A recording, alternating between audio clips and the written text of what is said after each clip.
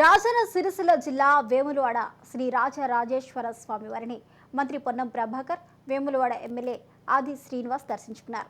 స్వామివారికి పట్టు వస్త్రాలు సమర్పించారు. అనంతరం ఎన్నికల కోడ్ రాకపోతే సీఎం రేవంత్ రెడ్డి వారం రోజుల్లో రాజన్న ఆలయాన్ని దర్శిస్తారని తెలిపారు. రాజన్న ఆలయ అభివృద్ధికి కట్టుబడి ఉన్నామని, రాష్ట్ర ప్రభుత్వం ఇచ్చిన హామీలు నెరవేరుస్తామని తెలిపారు.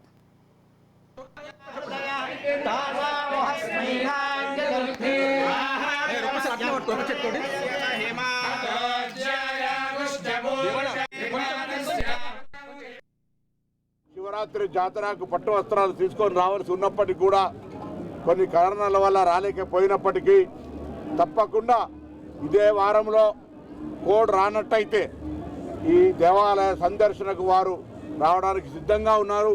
ఈ కార్యక్రమాలను చేయడానికి తప్పకుండా ఈరోజు ఆ భగవంతుని, ఆ శివుణ్ణి ప్రార్థిస్తూ ఉన్నాం. ఏ గ్యారంటీలు అయితే ఇచ్చినామో అవన్నీ కూడా అమలు చేసే శక్తిని ఈ ప్రభుత్వానికి ఇవ్వండి, ప్రజలకు సేవ చేసే అవకాశాన్ని ఇవ్వమని చెప్పి సందర్భంగా వేడుకుంటా ఉన్నాం.